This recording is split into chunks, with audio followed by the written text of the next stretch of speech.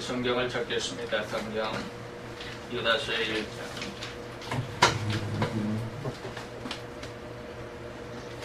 유다서 1장 14절 5절입니다. 14절 15절. 우리 다 같이 한 목소리를 같이 봉독을 하도록 하겠습니다. 아담의 칠세손 에녹이 사람들에게 대하여도 예언하여 이르되 보라 주께서 그 수만의 거룩한 자와 함께 임하셨나니 이는 무사람을 심판하사 모든 경건치 않는 자의 경건치 않게 행한 모든 경건치 않은 일과 또 경건치 않는 주인의 주께 거스려 한 모든 강팍한 말을 인하여 저희를 정죄하려 하심이라 하였노니라. 아멘.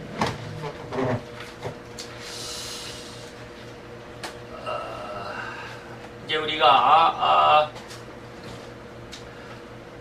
그 이단적인 신앙, 단체적으로 그리고 또 개인적으로 그렇죠. 단체적으로 우리가 이미 이단을 잘 배웠죠. 단체가 3개가 있다 그랬습니다. 그래서 3단체 이단이라 그랬죠. 그래서 출애굽한 백성들, 이스라엘의 백성들, 출애굽한 하나님의 백성들, 출애굽한 사람들, 그 다음에 소돔과 고모라 성의 사람들, 그렇죠. 그 다음에 지위와 처소 떠난 천사들, 단체적으로 그러죠. 그 다음에 단체적으로 정통이 있었죠. 여기는 이단이고, 단체적으로 정통의 신앙은 뭡니까? 미가엘이죠. 미가엘 천사와 그 무리들. 이렇게 단체를 이야기하시고, 개인적으로도 이렇게 하셨죠. 그래서 개인도 개인 이단이 있다 그랬죠. 그래서 발람이 있고, 발람은 선지자 있음에도 불구하고, 그리고 또 가인이 있고, 그리고 또 호라이가 있습니다. 그런가 하면 개인적으로도 이제 정통이 있겠죠. 개인적으로도 정통이 있을 것입니다. 단체적으로도 이단을 보였고 정통을 보였었으면 개인적으로도 이단을 보였으면 개인적으로도 정통을 보여야 되겠죠. 자, 그래서 오늘 이제 여기까지가 유다서 1장 13절까지 내용입니다. 여기까지가. 그리고 이제 개인적으로 정통이 이제 14절, 15절인데 이것을 우리가 좀 자세히 살펴보면 이거 몇 시간 해야 할 것 같습니다.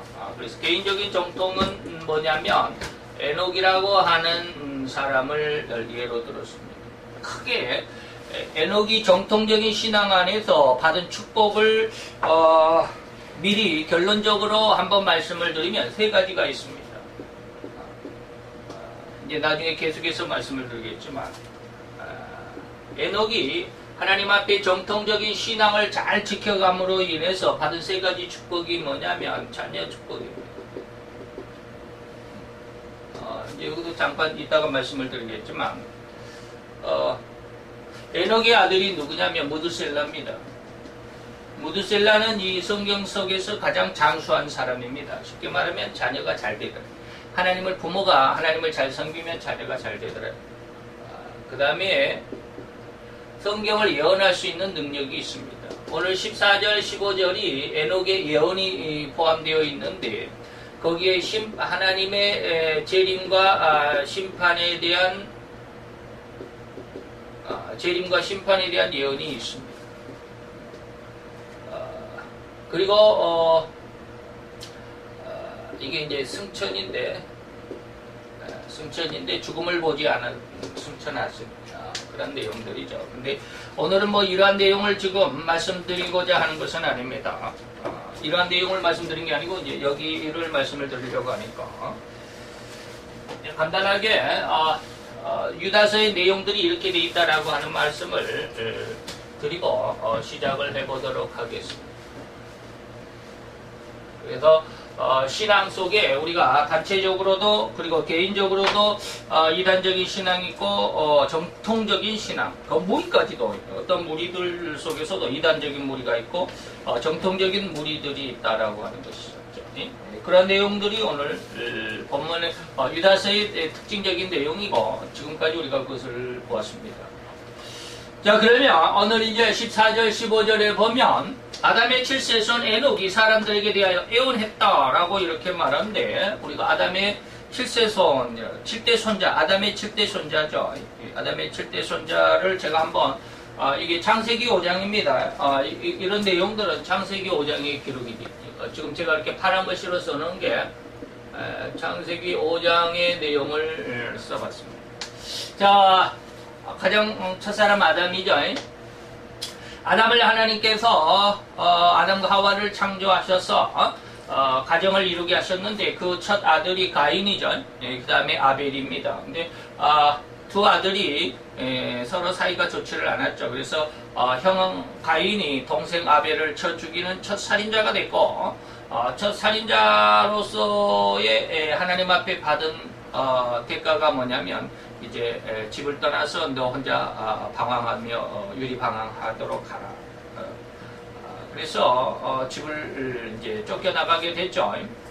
그리고 나서 아담이 이제 130세가 되는 해에 130세가 될 때 세 번째로 아들을 하나님께서 얻었죠.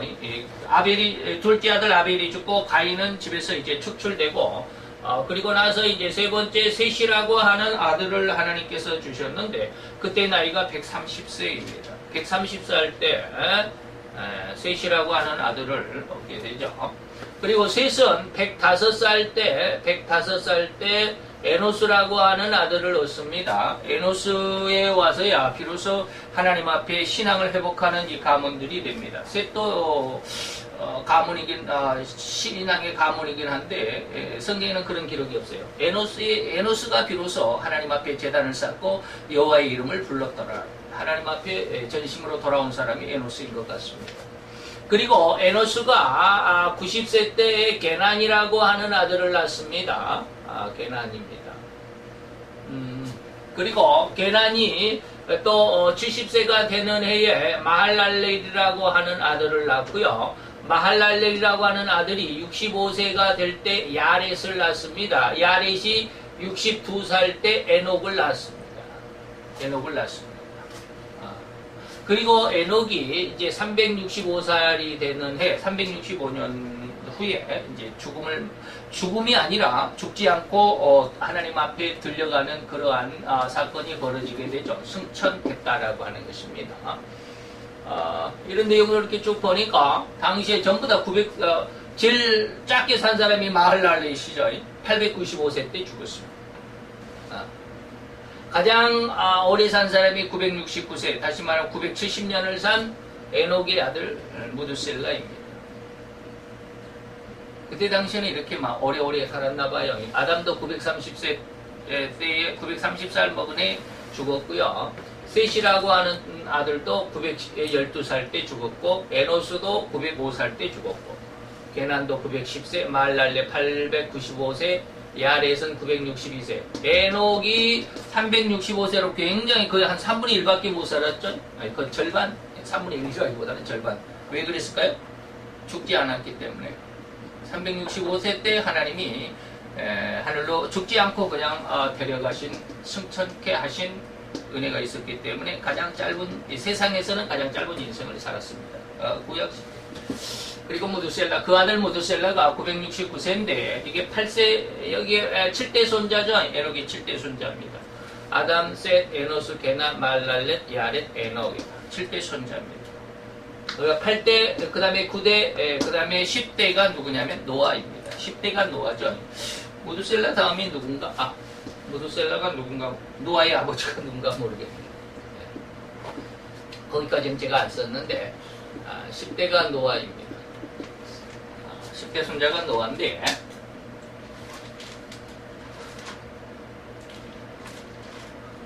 노아 때 이제 라멘입니다. 라멘.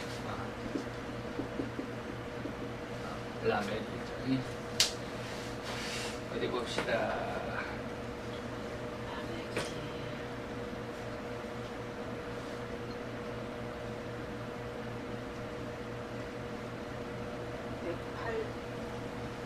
182세에 노아를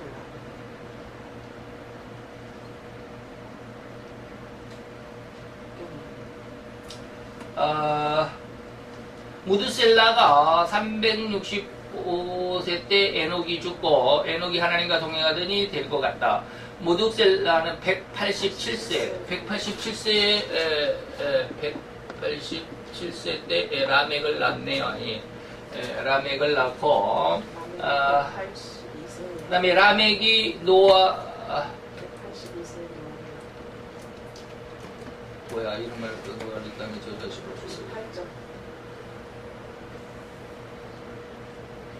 182세의 아들을 낳네. 182세 노아를 낳습니다.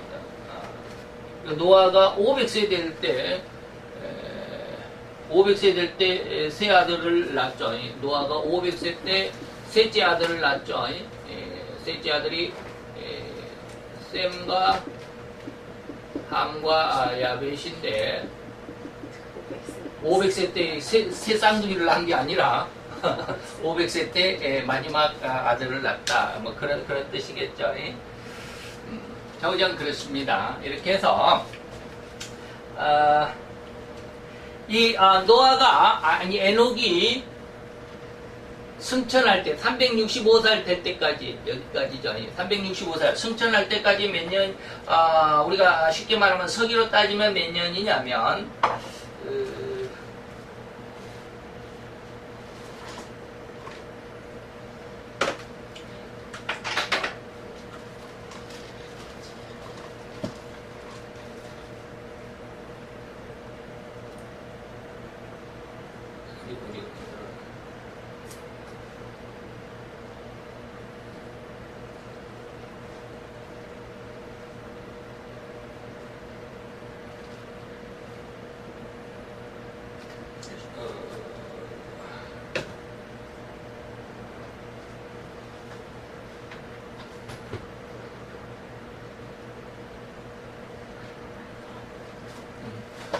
여기까지가 이렇게 계산을 한번 쭉 해보세요. 아담이 이제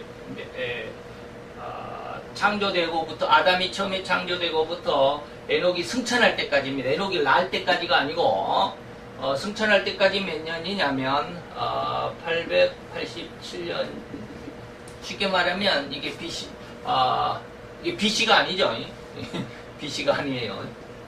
자, 우리가 처음 여기 시작, 여기 아담이 처음 하나님 앞에 창조되면서부터 887년이 에녹의 승천하는 해입니다. 그리고 노아 출생시까지 노아 출생시까지 1056년이라고 그랬는데 이게 맞나 모르겠습니다.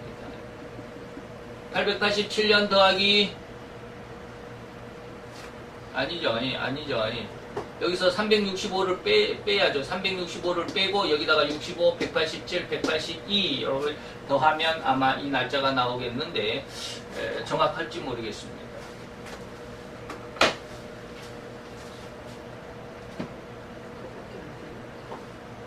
887에서 365살을 빼고 우선 그러면 에녹이 태어난 해거든요. 62세 에녹이죠. 그 다음에 65세 플러스 187세 플러스 182세 956년 100년이 되기 956년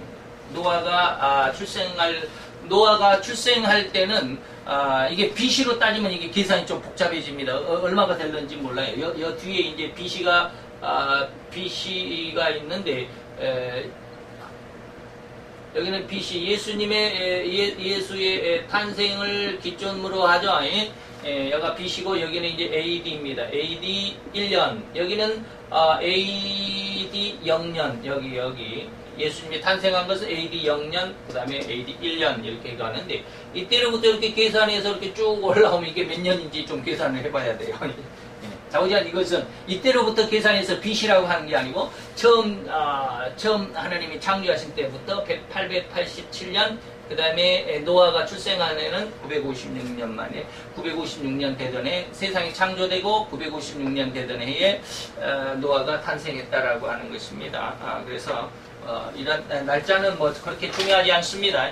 여기에서 지금 제가 말씀드리고자 하는 이러한 날짜는 별로 중요하지 않습니다. 자, 그런데 자, 이런 것을 우리가 그 기본적인 밑바탕으로 깔고서 이제 오늘 우리가 이 말씀을 생각을 해보는데 정통적인 오늘 신앙 안에서 두 가지만을 말씀을 드려요. 이 에녹에 대해서 우리가 그 예언까지 우리가 그리고 심판의 내용까지 예언하여 이르되 심판했다라고 하는 이런 말까지 들어가려면 상당히 많은 시간 그리고 또 자세하게 알아야 됩니다. 그래서 이 두 절밖에 안 되지만 14절 15절 두 절밖에 안 되지만 그 안에 하나님의 어떠한 그 세상을 섭리하시는 모든 과정이 다 들어있습니다.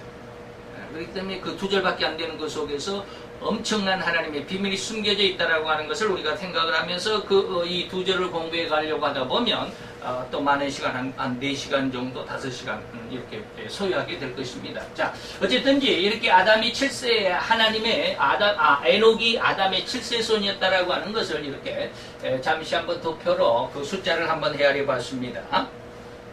자, 그러면 우리가 이제 이 에녹을 하나님 앞에서 정통적인 신앙이다라고 지금 이렇게 지금 이야기를 하죠. 정통 신앙이다라고 이렇게 이야기를 하는데 그 중에서 특별히 오늘 두 가지만 에녹이 정통적인 신앙이라고 하는 것의 내용을 이 14절, 15절 두 안에서 두 가지만을 뽑아서 말씀을 드리겠습니다. 그러니까 7세손이라고 하는 것과 두 번째는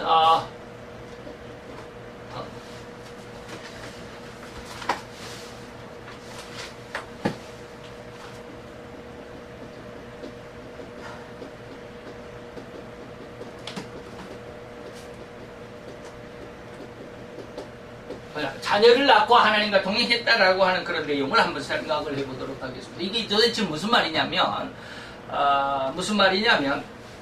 그 성경 오늘 본문 속에 보면 그 창세기에 보면 창세기 그랬죠. 창세기에 몇 절이냐면 에녹은 65세에 무드셀라를 낳고 21절입니다. 창세기 5장 21절에 에녹은 65세에 무드셀라를 낳고 무드셀라를 낳은 후에 300년을 하나님과 동행하며 자녀를 낳았다라고 하는 창세기 5장 21절인데 오늘 키포인트 22절입니다.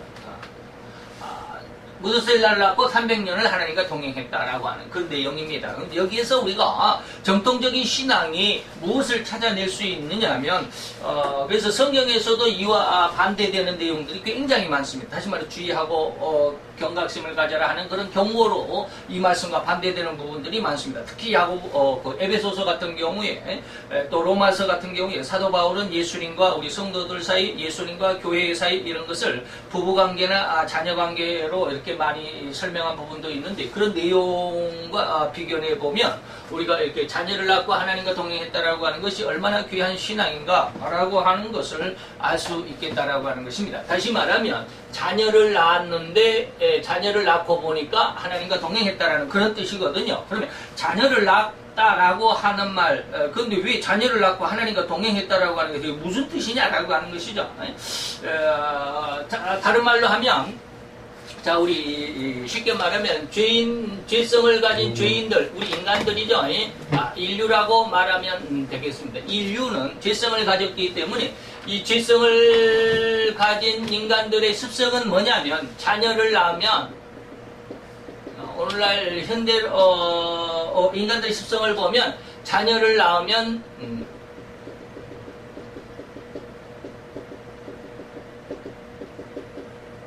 세상과 동행한다라고 표현할 수 있습니다.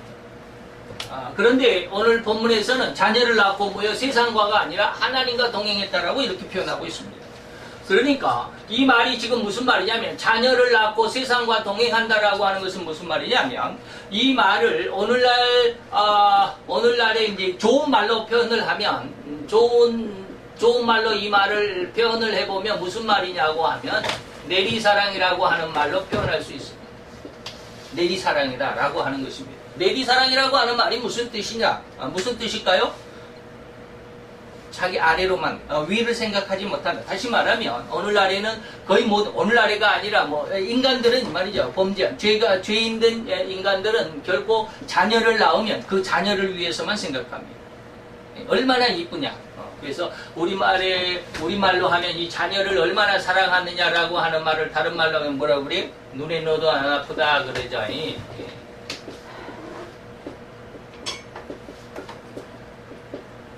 눈에 넣어도 안 아플 아이다. 나중에 좀 성장하면 엄마 아빠 속도 썩이고 그러니까 왼수지근데 되는 경우도 없지 않아 있지만 자우지간 어린 애들을 딱 낳고 나면 얼마나 예쁜지 모릅니다. 정말로 예쁘죠. 더군다나 나를 닮았기 때문에 그리고 내 아들이고 내 딸이기 때문에 그 내 아들과 내 딸에 대한 사랑이라고 하는 것은 이루 말할 수 없습니다. 이루 형언할 수가 없습니다. 아들을 그리고 딸을 낳아보지 않는 사람은 결코 이 말을 이해하지를 못하겠죠. 낳아봐야 합니다. 낳아봐야 알아요. 저도 아직은 손주가 없으니까 그 말을 이해는 그 느낌은 없어요. 그러나 이해는 합니다. 무슨 말이냐면 손주가 있는 사람들 벌써 제 나이 또래에는 벌써 손주들이 많이 있어요.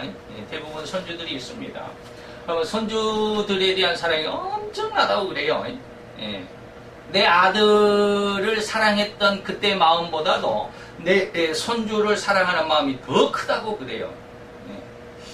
제가 그 이야기를 항상 합니다만은 왜 내 아들보다도 내 손주를 더 사랑하느냐면 내 아들을 사랑할 때는 내가 그 아들을 부양해야 한다라고 하는 부담감이 있지만 그러나 손주는 이 부담감이 없어요. 이 손주의 양육에 대한 부담은 얘 아빠가 지죠. 손주의 아빠. 그러니까는 내 아들이 자기 아들 나로 하여금 손주에 대한 부담, 양육의 부담을 갖겠죠. 그러니까 할아버지의 입장에서는 손주에 대해서 양육의 부담은 적습니다. 양육의 부담은 거의 없죠. 그러니까 이뻐만 해주면 돼요. 그러다 보니까 그러지 않을까라는 제 생각입니다. 제 생각은 그러지만 좌우지간 할아버지가 되어보는 제 주위의 친구들 또 주위의 사람들의 그런 말을 들어보면 아들을 키울 때보다 손주를 키우는 게 더 이쁘다라고. 힘들긴 하지만 이제 나이가 들어가지고 손주들 봐주려면 허리가 휘고 그냥 팔다리가 저리고 아프고 어렵고 힘들기는 하지만 이쁜 것만 따지면 자기 아들을 키우는 것보다 더 낫다고 그래요. 어찌됐든 이게 지금 무슨 말을 제가 하려고 하느냐면 아들을 낳고 보니까 딸을 낳든지 어쨌든지 아들이나 딸이나 상관없습니다. 자우지간 아들을 낳고 보니까 그 아들이 너무 예쁘다라는 것이죠. 왜 나를 닮았기 때문에 그래요. 내 아들이기 때문에 내 딸이기 때문에 그래요. 그래서 눈에 넣어도 안 아플 정도로 그렇게 사랑스럽고 귀엽고 이쁘다라고 하는 것이죠. 그러니까 이러한 상황 속에서 아들을 낳고 보니까 그 아들 때문에 삶을 사는 거죠. 출근했다가도 일찍 친구들과 이렇게 또 회식 자리로 가야 되는데 그냥 이 갖가지 핑계를 대고 이유를 대고 빨리 집으로 옵니다. 왜? 아들을 보기 위해서. 그럴 수도 있죠. 그만큼 아들이 그렇게 눈에 밟히고 사랑스럽고 이쁘고 그렇다라고 하는 것이죠. 이게 무슨 말이냐면 아들을 낳고 보니까 그 아들에 대한 사랑, 다시 말하면 이건 아래로, 이거 쉽게 말하면 이제 내리사랑이죠. 그러다 보니까 자기 집에만, 자기 아들에게만 관심을 기울이고 있더란 말이죠. 그러면서 나를 낳아준 부모에 대해서는 이제는 조금씩 관심이 멀어지죠. 그래가지고 예전에도 많이 그랬지만 자기 부모가 너무 부담스럽고 쉽게 말하면 걸기적거리죠. 자기들이 사는 삶에 대해서 걸기적거리니까 심지어는 여러분들 그런 뉴스도 예전에 있었습니다. 개인주택에 가보면 2층 집이 있으면 2층 집은 이 밖에서 대문을 막 들어오면 밖에서 대문 옆에다가 이렇게 계단을 만들어 놓습니다. 2층으로 올라가는 계단을 만들죠. 근데 그 2층으로 올라가는데 계단이 하나만 있는 게 아니라 가운데에 쉽게 말하면 이 정차장이 하나 있죠. 그리고 이제 계단을 2개로 만드는데 1층에서 2층으로 올라가려면 계단이 이렇게 한번 이렇게 쭉 올라갔다가 한번 쉬고 2층으로 이렇게 올라가죠. 그런데 1층으로 쉬는 이 공간, 이 밑에를 거의가 뭐가 있냐면 화장실이 있습니다. 화장실이 없으면 여기가 조금만한 어떤 창고로 쓰입니다. 거기가 다 이런 두 가지 용도로 쓰이죠. 그런데 이러한 창고에다가 자기 이제 늙으신 부모들을 여기다가 가둬놓고 이 말이에요. 여기다가 모시는 게 아니라 가둬놓고 사는 그런 사람들도 있었다. 옛날에 이런 사람들이 한번 뉴스에 한번 나오기도 했습니다. 부모를 학대했다라고 해가지고 뭐 이런 일도 있는데 어쨌든지 자기 자녀의 사랑 그리고 자기와 자기 아래만 사랑하다 보니까 위에 있는 부모에 대해서는 전혀 관심도 없고 신경도 안 쓰는 오히려 뭐 저도 역시 마찬가지지만 저도 제 부모님에 대해서는 많이 신경 쓰드리지는 못하지만 어쨌든지 그래 인간은 이렇습니다. 그런데 오늘 정통적인 신앙 안에 있었던 이 에녹은 어떻게 했느냐면 자녀를 낳고 보니까 그 자녀가 어떤 자녀예요? 눈에 넣어도 안 아플 정도 이렇게 이쁘더라는 거예요.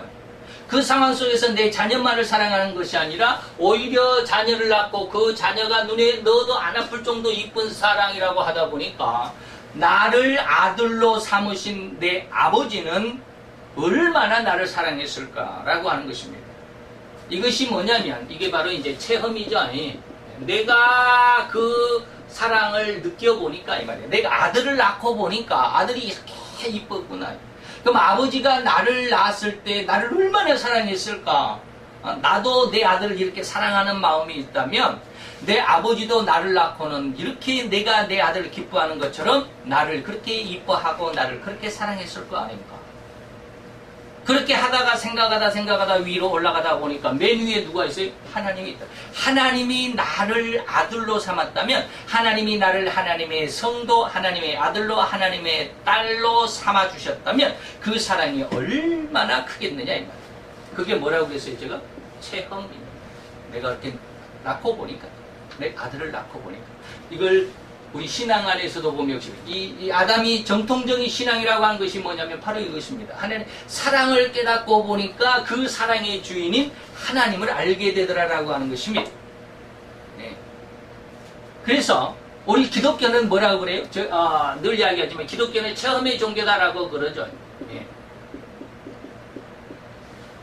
하나님에 대해서 성도이면서 우리가 흔히 말해서 모태신앙이다라고 말하는 사람들도 많아요. 그 부모가 아기를 잉태했을 때부터 교회, 그러니까 그 전부터 부모가 교회를 다니다가 남편을 만나고 아내를 만나서 결혼을 해서 첫 아기를 임신했을 때 그때도 계속 교회를 다녔으니까 이것을 우리는 모태신앙이라고 그러잖아요. 모태신앙. 그래서 모태신앙들은 전부 다 거기가 모태가 아니라 모태 이런 신앙이라고 그러죠. 모태가 아니라 어머니 태로부터 이것이 정말인데 모태 하도 못한다고 그러니까 모태 신앙이 돼버렸어요. 못한다고. 다시 말하면 이 사람들은 이러한 모태 신앙임에도 불구하고 왜 하나님을 모를까? 왜 하나님 앞에 정말로 충성한다거나 헌신한다거나 하나님 앞에 신앙을 그렇게 아름다운 모습의 신앙을 보여주지 못할까라고 하는 것입니다. 왜 그럴까요? 체험이 없기 때문에 그렇습니다. 이 체험이 없어요. 하나님을 느껴보지 못했습니다. 물론 이러한 부모들 밑에서 신앙적으로 잘 교육을 받아서 좋은 신앙을 가지고 잘 성장하는 아이들도 있습니다. 그런 아이들 보면 저는 많이 좀 부럽기도 하고 그러는데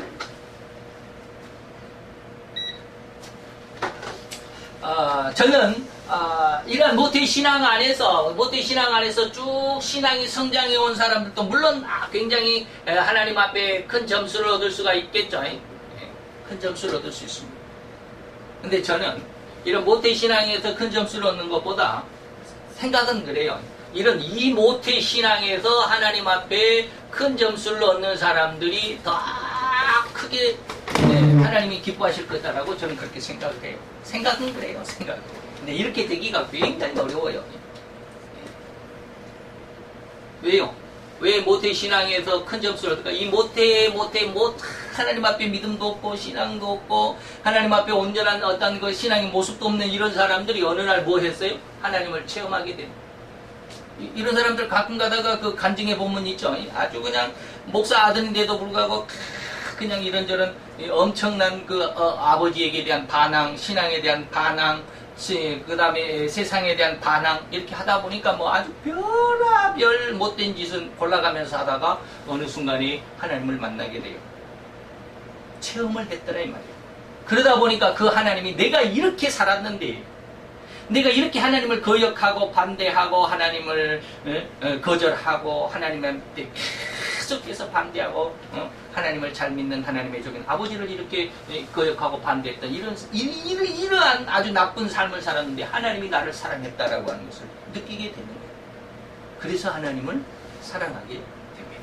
그래서 저는 모태신앙이 하나님 앞에서 큰 은혜를 얻을 수 있다라고 이렇게 자주 이야기하곤 하는데, 참 이게 힘들고 어렵죠. 인간은 이것을 감히 꿈도 꿀 수가 없어요. 꿈을 꿀 수가 없어요. 어쨌든지 자녀를 낳고 하나님과 동행했다라고 하는 그 의미가 얼마나 큰가라고 하는 것이죠. 정통적인 신앙은 바로 여기 안에 있습니다. 이 안에 있죠. 모태로부터 하나님을 믿고 의지하면 그 안에서 하나님을 사랑을 이때 여기에서 체험이 오면 좋겠죠. 이 안에서 체험을 받으면 이것보다는 더 좋겠죠. 근데 상당히 많은 사람들은 이 모태신앙 안에서 체험이 거의 못하고 있거든요. 체험을 거의 못해요. 왜 그럴까요?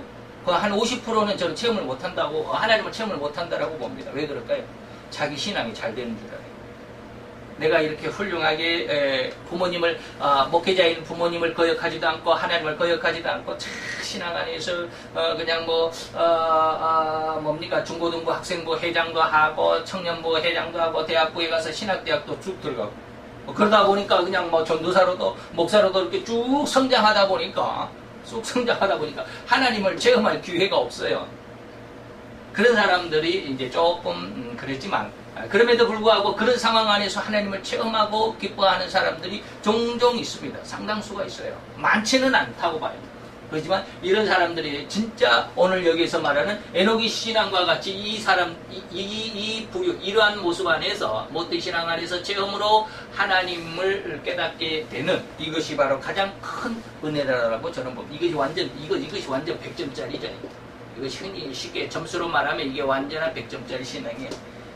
이것은 한 7, 80점짜리라고 한다면 여기에서 체험해서 이렇게 올라가는 것도 있지만 여기서 체험을 못하고 하는 것은 이제 한 50점. 이건 제 생각입니다. 제 생각이에요. 제 생각이에요.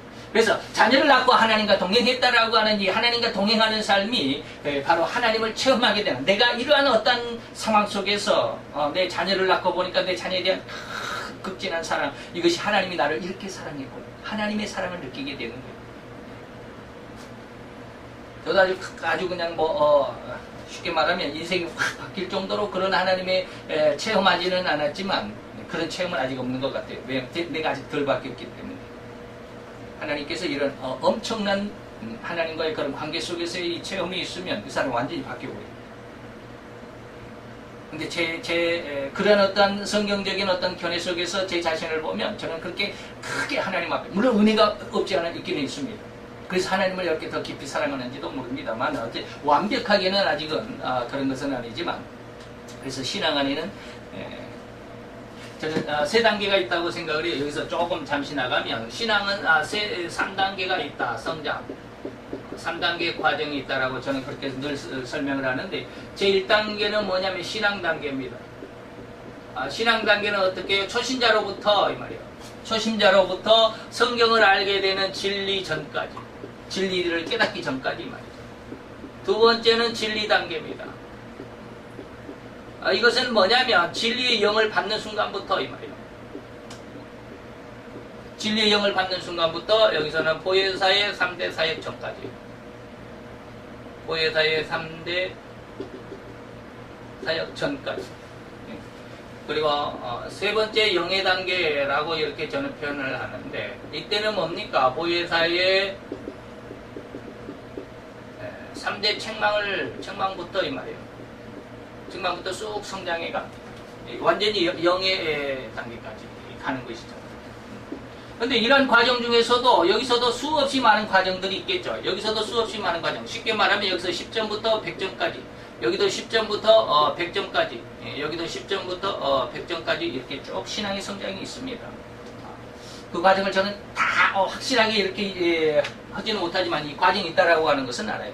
어느 정도 되면 어느 정도 되겠다. 신앙 단계에서 초입은 어느 정도, 중간 단계는 어느 정도, 좀 고급 단계 올라가면 어느 정도, 신앙 단계에서는 어느 정도가 되겠다라고 하는 것은 조금 이해를 합니다만, 이렇게 자세하게 이렇게 구분하지는 못합니다. 왜 그러냐면, 하나님께서 어느 날, 각 신앙 안에서 이렇게 10점짜리도 있고 100점짜리도 있다라고 하는 말씀 하셨거든요. 그래서, 이게 과정들이 있구나. 이때의 과정은 어떻고, 이때의 과정은 어떻고. 이런 것들을 하지는, 조금, 이해는 하고는 있지만 어쨌든지 우리의 신앙이 이러한 영의 단계까지 성장하기까지는 이런 많은 과정들, 다시 말하면 하나님을 체험하고 깊이 체험하고, 그래서 저 자신도 역시 마찬가지로 제가 이제 영의 단계 100점까지는 아직은 가지 못했다라고 저는 그렇게 봅니다. 왜냐하면 제 자신을 보니까 그래요. 제 자신을 저는 잘 알기 때문에.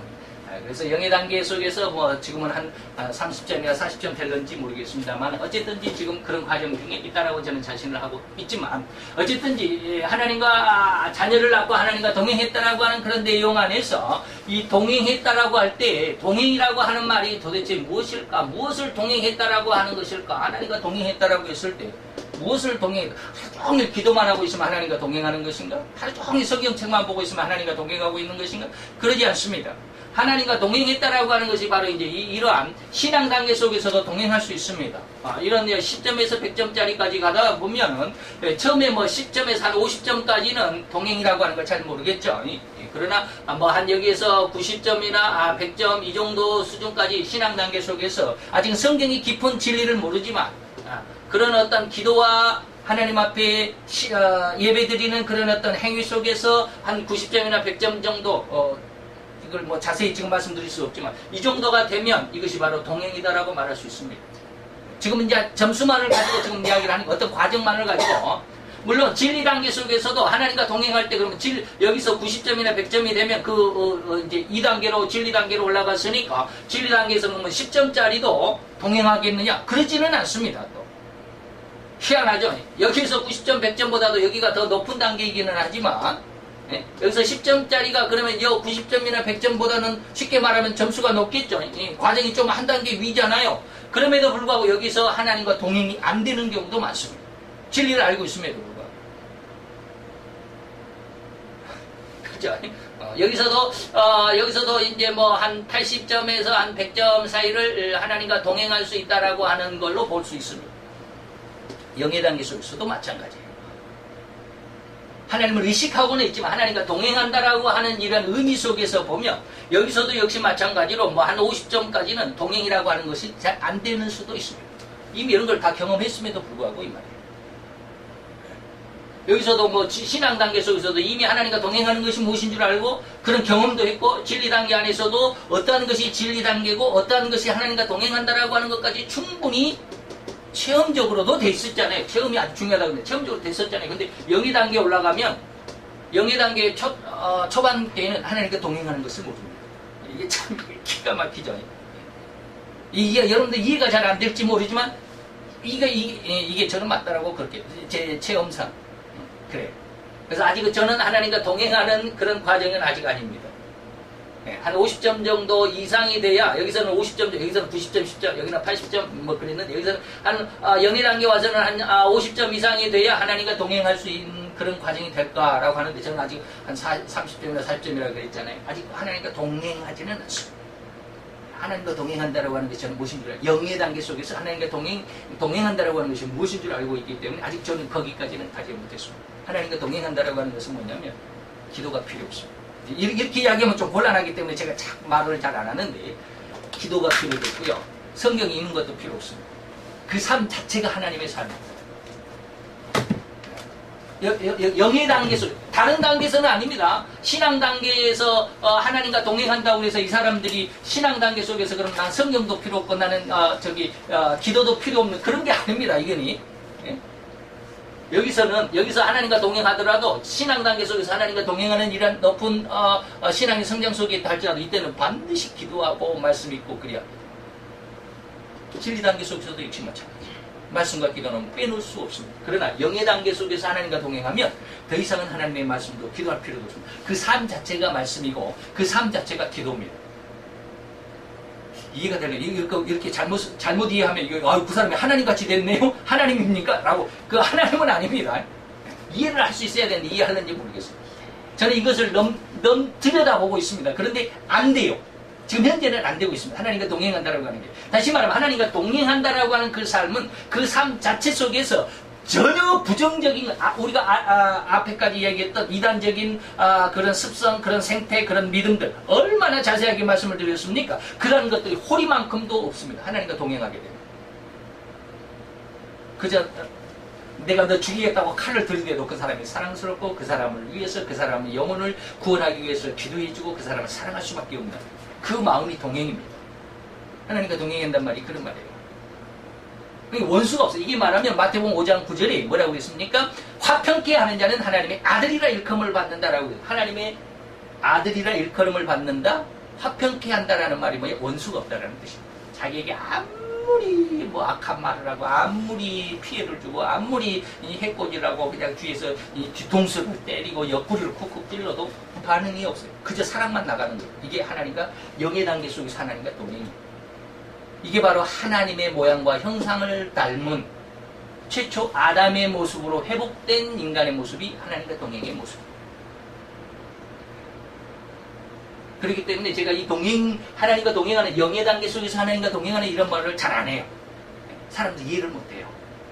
이런 말을 한 번씩 하면 나도 그런데 나도 그런 어떤 은혜가 있는데 나도 그랬습니다 라고 그러는데 전혀 안 그러거든요. 저는 지금 제 자신을 보고 있기 때문이다라고 이렇게 자꾸 말씀드리는데 보혜사의 3대 사역의 은혜를 딱 받게 되면 자신이 보입니다. 보혜사의 3대 사역을 받기 전에는 절대 자신을 들여다보지 못합니다. 진리 가운데 있음에도 불구하고 하나님의 말씀을 깊이 연구하고 하나님의 말씀에 그 은혜가 많고 언어적으로도 잘 알고 신약과 구약을 그냥 달달달 외울다시피 정말로 은혜 가운데 말씀의 성경의 진리의 모든 내용을 다 알고 있다 할지라도 영의 단계하고는 차원이 다릅니다. 근데 영의 단계를 이야기하면 진리 단계에 있는 사람들이 다 자기를 이야기하는 것 같아요. 저도 그랬으니까.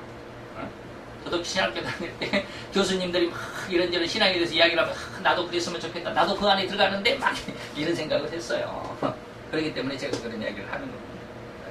그래서 이런 얘기들은 제가 머뭇거리고 잘 안 하는데 자우지간 어쨌든지 하나님과 동행했다라고 했을 때 동행이라는 의미가 하나님과 함께한다라고 하는 것이거든요. 하나님과 함께한다라고 하는 의미는 뭐냐면 그 속에 전혀 죄가 없다라고 하는 것입니다. 왜요? 왜 죄가 없다라고 그럴까요? 왜 죄가 없다는 게 하나님은 죄와 함께 하실 수가 없다 이 말이에요. 하나님은 죄와 함께 할 수가 없어요. 하나님은 거룩하시기 때문에 죄라고 하는 거, 부정적인 것이라고 하는 거, 홀이라도 이렇게 딱 찍는 이들 홀이라도 하나님은 그런 잘못된 부정적인 것, 죄까지 없습니다. 그런 하나님과 나이가 동행한다고 하는데 자기가 하나님과 동행한다고 하면서 그냥 욕하고 때리고 시기하고 질투하고 기분 우락부락하고 그냥 이러한 삶을 살면서 나도 하나님과 동행한다고 그러면 말이 안 되잖아요. 그래서 제가 그런 말을 잘 안 해요. 동행한다는 게 그런 삶이 아니에요. 교회 가서 신앙적으로 그냥 기도해서 여기 다 기도해서 응답을 받는 단계들입니다. 기도와 말씀을 아주 전념하라고 그랬습니다. 두 번, 질 단계까지. 영의 단계도 역시 이 하나님과 동행과 이전까지는 말씀 속에 깊은 연구와 말씀 속에 깊이와 그리고 기도 속에 깊은 기도의 어떤 시간들 이런 것들 필요합니다. 일단 딱 영의 단계 속에서 하나님과 동행하는 그런 삶의 은혜가 딱 주어지게 되면 나쁜 말로 하면 더 이상은 기도하지 않아도 됩니다. 그 삶 자체가 기도가 되어버리고 그 삶 자체가 하나님의 어떤 성품이 되어버립니다.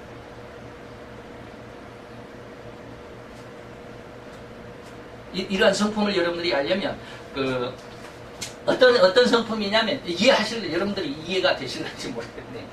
누굽니까? 인도에 썬다싱 있죠?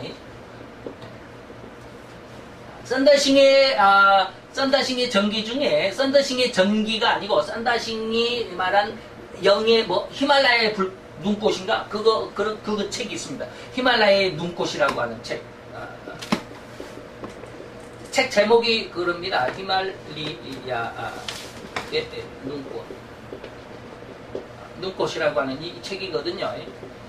이것은 썬다싱의 영적인 체험입니다. 영적 체험을 기록한 책인데, 썬다싱의 신앙은 썬다싱의 전기에 대해서는 잘 기록이 되어 있지만, 이런 영적인 내용은 썬다싱의 전기에서는 기록 한마디도 그런 어떤 것이 언급되지 않습니다. 그러나 영적 체험에서는 어떻게 하냐면, 이 사람이, 썬다싱이, 히말라야가 이렇게 있으면, 여기가, 인도죠, 인도.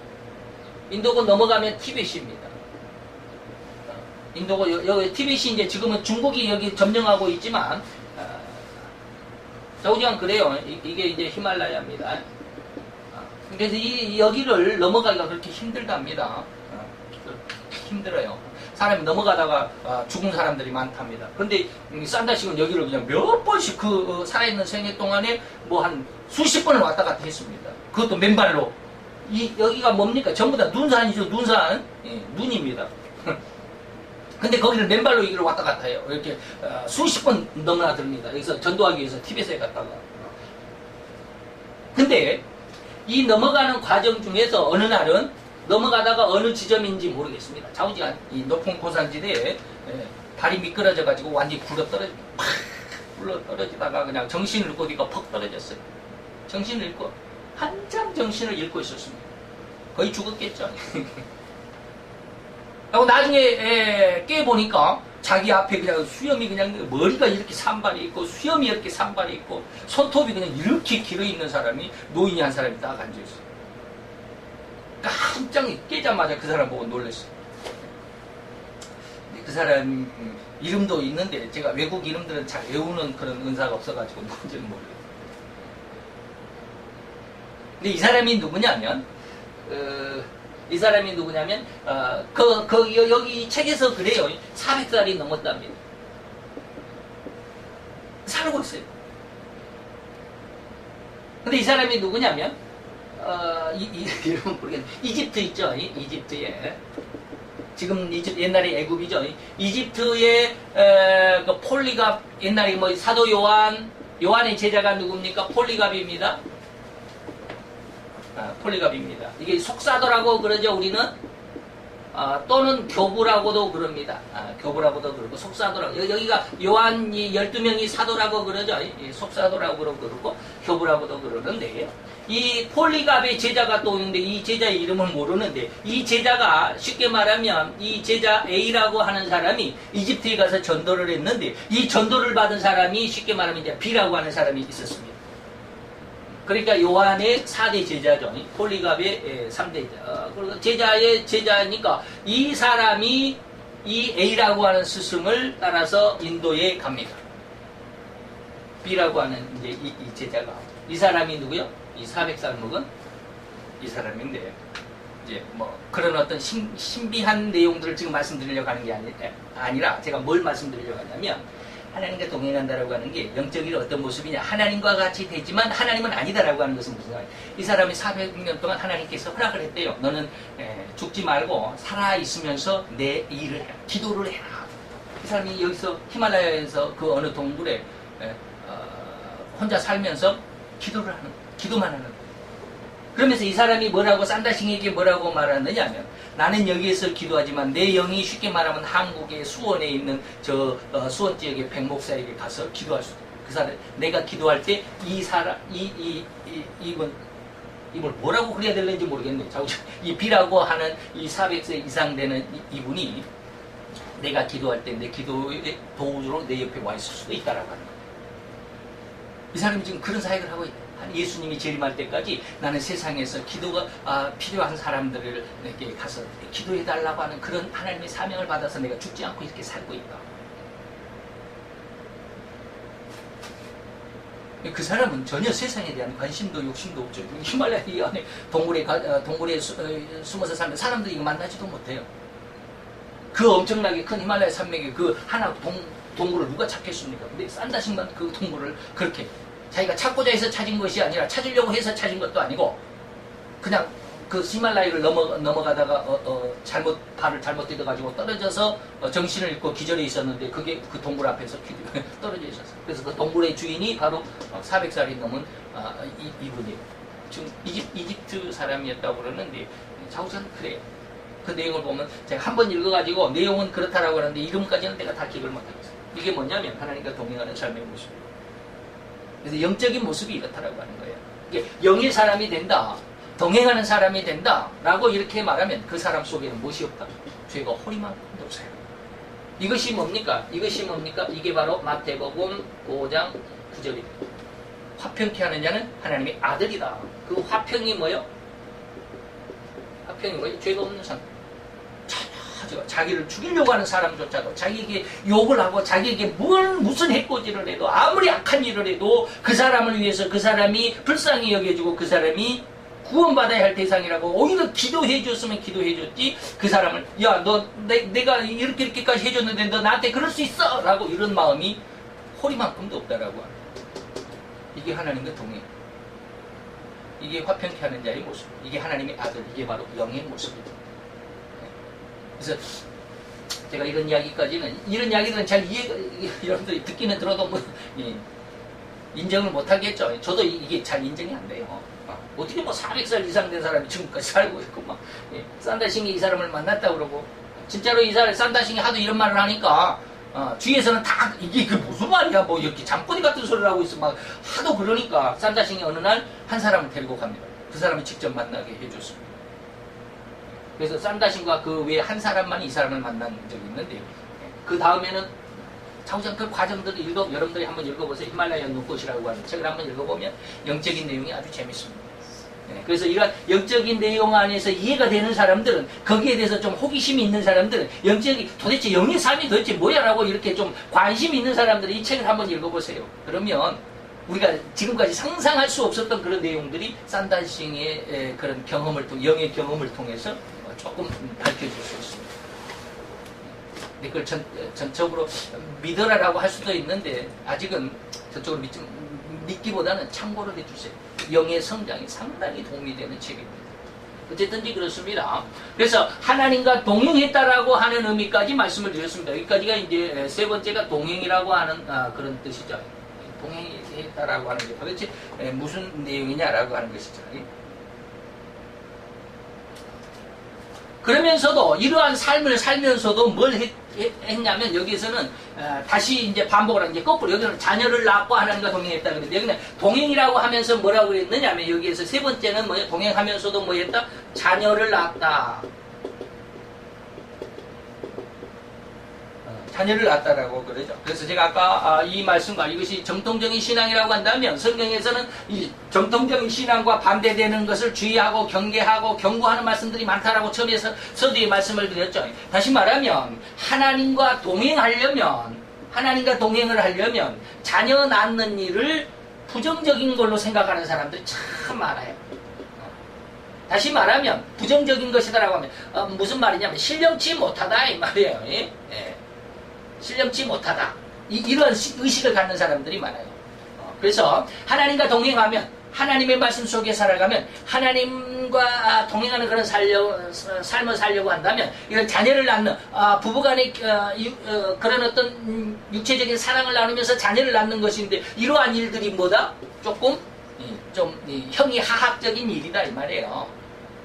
좀 낮은 그 육체적인 일이다라고. 그래서 이게 신앙적으로 고차원적이지 못하다라고 해가지고 부정하게 여기는 사람들이 많습니다. 이거 신령치 못하다. 그러니까 신령하려면 뭐냐면 오로지 하나님 앞에 기도하고 오로지 하나님 앞에 말씀만 받고 그래서 자녀들도 그래서 내 아내나 내 남편도 다 내버리고 오로지 하나님만 예수님만 기도하고 말씀 읽는 데만 일중한다고 이런 말씀들이 많죠. 그래서 뭐라고 그랬느냐면 그래서 그런 말씀 제가 많이 있다라고 그랬는데 디모데전서 4장 3절에는 뭐라고 그러느냐면 혼인을 금하는 사람들이 많아요. 그래서 이게 뭐예요? 이러한 생각으로 인해서 뭐라 했어요? 혼인을 금한다. 혼인을 금하는 거예요. 혼인을 금한다. 결혼하지 말라고 하는 거예요. 이런 모습이 천주교에 있었는지 모르겠어요. 그래서 우리 기독교에서는 목사라고 그러지만 천주교에서는 뭐라 그래요? 신부란 말이 뭐예요? 여성명사잖아요. 여성명사. 이게 천주교에서는 목사 같은 사람을 목사라고 안 하고 신부, 여성명사를 갖다 붙이잖아요. 그래서 신부라는 말이 신랑 신부할 때 그 신부입니다. 이거 뭐 그렇겠습니까? 신부, 부는 또 뭐, 한문을 못 쓰니까. 사오장이 이렇게 했어요. 신부, 부자를 어떻게 쓰는지 모르겠어요, 이게. 좌우장 그래요. 근데 이 신부가 이러한 신랑 신부할 때 이거야 아니라 이거는 믿음의 신부를 이렇게 쓸 겁니다. 아버지 부자를 쓸 거예요. 믿음의 아버지라고 이렇게 쓸 텐데 이러한 신부가 아니에요. 원래는 신부가 신랑 신부할 때 그 신부예요. 저기 천주교에서 신부님 할 때. 그래서 그분들은 어떻게 해요? 결혼을 안 하죠. 예수님과 결혼했다라고. 예수님은 신랑이고 그 사람들은 신부기 때문에 결혼을 안 하죠. 그런지도 몰라요.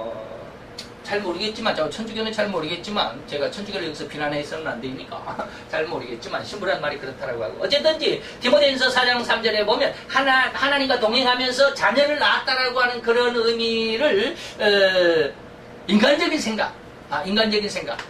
하나님은 거룩하고 인간은 쉽게 말하면 저질스럽다라고 하는 이런 생각, 이원론적인 생각을 가지고 있는 사람들이 믿음을 갖게 되면 그래서 우리 인간들도 이런 저질적인 이러한 삶이 아니라 하나님의 어떤 그런 믿음의 고차원적인 고질적이란 말이 맞을는지 몰라요. 고품질, 퀄리티가 높은, 요즘으로 흔히 말하는 영어를 쓰면 퀄리티가 높은 그러한 신앙생활을 하려면 뭐 해야 합니까? 혼인을 금하려고 합니다. 이게 디모데전서 4장 3절입니다. 혼인을 금하고 식물도 폐하고 그런데 진짜는 뭐냐? 식물은 하나님이 지으신 것이기 때문에 믿는 자들과 진리를 아는 자들이 뭐한다? 뭐하는 사람들? 믿는 자들과 진리를 아는 사람들은 혼인을 받아들일 수도 있고 아무런 음식도 먹을 수도 있다 이 말이에요. 근데 여호와 증인들 같은 사람들은 뭐요? 음식을 굉장히 가리죠. 피는 먹지 않아야 된다라고 해가지고 수혈도 안 하죠. 수혈도 안 하고 그래요.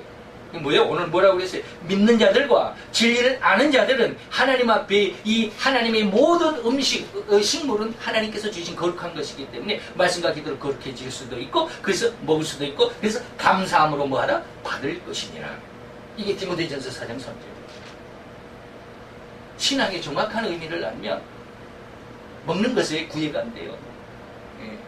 근데 이제 뭐 건강상 안 먹는 수도 있을 수도 있어요. 그거는 이제 건강상이고 진리적인 모습이 아니라 쉽게 말하면 어떤 사람들은 돼지고기를 안 먹는다. 뭐 믿음상 그렇게 자기가 덕을 위해서는 그렇게 안 먹을 수도 있어요. 저는 안 먹는 것이 두 가지가 있었습니다. 개고기하고 명태하고 안 먹었습니다.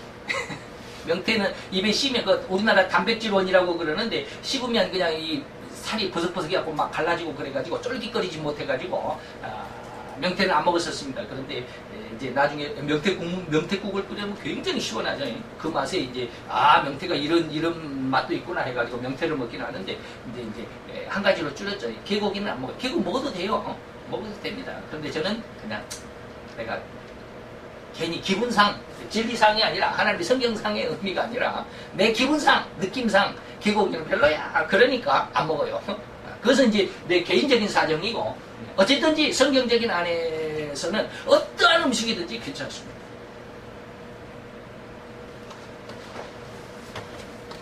물론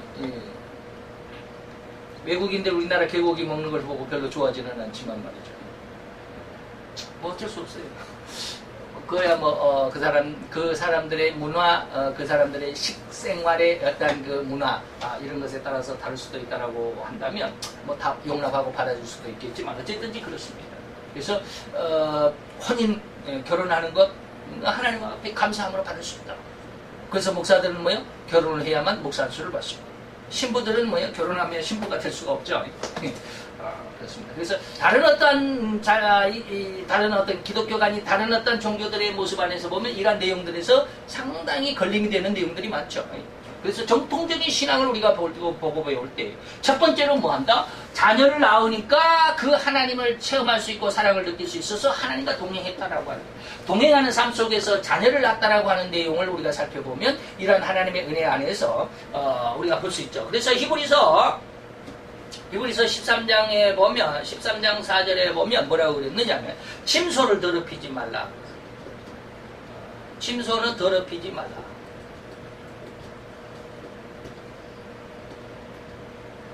침소를 더럽힌다라는 말은 뭐예요? 내 침대를, 내가 잠자는 내 안방을 그냥 청소도 안 한다라는 그런 뜻이 아닙니다. 그런 뜻이 아니에요. 청소도 안 하고 그냥 먼지가 들었더니 그냥 몸만 그 침대에다가 이렇게 굴 파놓고, 이불로 굴 파놓고 쏙 들어갔다 나왔다 하고, 침대 청소도 안 하고, 이게 더럽히는 것이 그게 아니에요. 음행하는 거예요. 내 남편과 내 아내가 있어야 할 그것이 침소죠. 아내와 남편이 함께 공유할 수, 아내와 남편만 공유할 수 있는 곳이 바로 침소입니다. 근데 거기에 다른 남자, 다른 여자가 들어왔다? 이게 더럽히는 거예요. 음행, 간음 이런 것을 의미합니다. 그래서 침소를 더럽히지 말라 그랬는데 오늘날에는 뭡니까? 이 침소를 남편과 아내만의 공유의 공간이 침소라고 그러는데 이 침소라는 의미가 많이 퇴색되어 버렸죠. 요즘에는 뭐요? 쉽게 말하면 저기 누굽니까? 동성애자들을 보면은 남자끼리 여자끼리 부부가 되고 그러면 그 부부가 됐다고 해서 남자끼리 부부고 부부라는 말은 좋은 것인데 남자끼리 여자끼리 해갖고 그게 침소가 되느냐? 그건 침소가 될 수가 없죠. 침소가 될 수가 없습니다. 거기에서. 그래서 이렇게 침소를 더럽히지 말라라고 하는 것은 로마서 입장에서도 그게 뭡니까? 다른 색을 쫓아간다라고 말하는 것과 똑같습니다. 그렇기 때문에 이런 내용들을 우리가 정확히 잘 우리가 이해를 한다면 오늘 정통적인 신앙 안에서 첫 번째로 두 가지를 말씀을 드렸습니다. 자녀를 낳고 하나님과 동행했다. 하나님과 동행하는 것이 무엇이냐? 그리고 자녀를 낳았다라고 하는 의미 속에서 우리가 자녀를 낳는 그런 우리 인간의 그 삶의 모습까지도 우리가 살펴보았습니다. 이런 은혜 가운데서 정통적인 신앙의 그 아름다운 모습 안에서 하나님의 뜻을 찾아서 그 안에 하나님의 영광을 이루는 수 있는 하나님의 귀한 백성들이 되시기를 축원합니다. 다 같이 기도합시다. 할렐루야. 주님 여호와여, 주께 감사와 찬양과 영광을 돌려드리나이다. 이 시간도 이 오후의 예배 시간까지 주님 허락하시는 은혜 가운데서 이 시간에는 특별히 이제 모든 세 개인의 이단들을 살펴본 이후에 정통적인 신앙도 우리가 살펴볼 첫 번째 시간을 가졌나이다. 아버님, 그 안에서 자녀를 낳았으니 그 사랑을 알게 되고 하나님과 동행할 수 있었다. 그리고 동행의 의미가 무엇이라고 하는가, 그리고 자녀를 낳았다라고 하는 것이 얼마나 큰 축복인가를 하나님께서 우리로 하여금 하나님의 그 땅에 충만하고 하신 그 말씀 속에는 또 아담을 만들어 놓고 그 아담으로 하여금 또 하와를 만들어 주신 아버님의 귀한 그 은혜의 역사가 바로 이 부부의 그리고 그 결혼의 의미 속에서 자녀를 낳았다라고 하는 아름답고 귀한 하나님의 경건한 자녀를 얻기를 원하시는 뜻을 이루어 가시는 것이기 때문에 오늘 이 정통적인 신앙의 아름다움을 살펴보았나이다. 아버지 하나님, 우리로 인하여 이 정통적인 신앙 안에서 잘 자라가게 하시고 하나님의 뜻을 결코 잘못 오해하는 일이 없는, 오해하는 그런 잘못된 길로 나가지 않는 귀한 은혜의 역사가, 귀한 우리를 지켜주시는 또 보호하시는 하나님의 은혜의 역사가 더 풍성하여지게 되기를 원하고 더 굳건하여지게 되기를 원하며 예수 그리스도의 이름으로 감사와 기도드려 싸움나이다. 아멘.